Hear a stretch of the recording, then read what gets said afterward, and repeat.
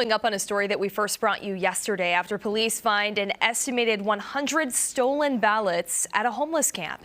There's new concern now about the upcoming special election that's just being held with all mail-in voting. So CBS 13 political analyst Gary Dietrich joining us. And just what does this story do to the conversation about election integrity? Well, it raises it another couple of notches, right, guys? I mean, it's important for people to know that these particular ballots, these 99 ballots that are found by the sheriffs, those were turned over to county elections, those were canceled, those were reissued to those voters. But guys, the problem is, Steve, what you're alluding to, and that is when you have an all mail-in ballot election, when things like this happen, it raises concerns about the voter integrity and, you know, where people in the past could have chosen to go to a polling place versus done a mail-in ballot.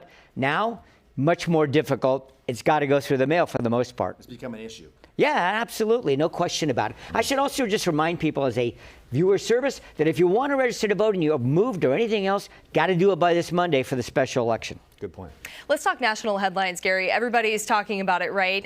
The Trump administration indicting former National Security Advisor John Bolton, right? Talk about just kind of the implications of that and what it means when you see somebody like a former national security advisor to be facing charges. Well, that's highly unusual. Naturally, Ashley, no doubt about it. Let's be clear. It wasn't the Trump administration that did the indictment. It was a grand jury, okay? But it's also important to know, because a lot of people are tagging this just as, hey, Trump retribution. This investigation involving Bolton started during the Biden administration, and their Department of Justice has gone on for a number of years. And so here we are now. We're at the place where John Bolton is facing an 18-count indictment. And Ashley, to your point, this is really serious. I mean, these charges are not nothing, as I like to say. He'll be, you know, this will be a long process to gain all the information on this and decide what's going to happen. I mean, he is potentially facing prison time. Of course, he and his attorneys say there's nothing to this. We'll see where this all pans out. Yeah, definitely a big name in Washington politics. Right. Let's finish up with the shutdown, 16th day. Any end in sight from what you're reading? No. Okay.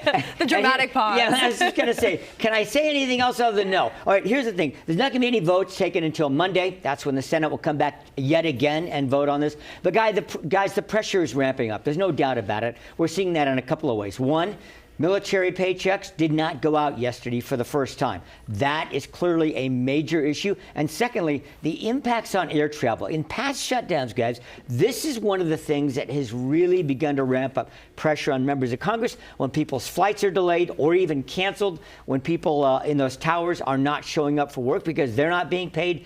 Watch for that to begin to have, I think, increasing pressure over the next week. And if it goes any longer than a couple of weeks, I mean, we've got the holiday season approaching, a lot of people hitting the air. Yes. Yeah. All right. Gary Dietrich, always a pleasure to have you. Thanks for that insight as always.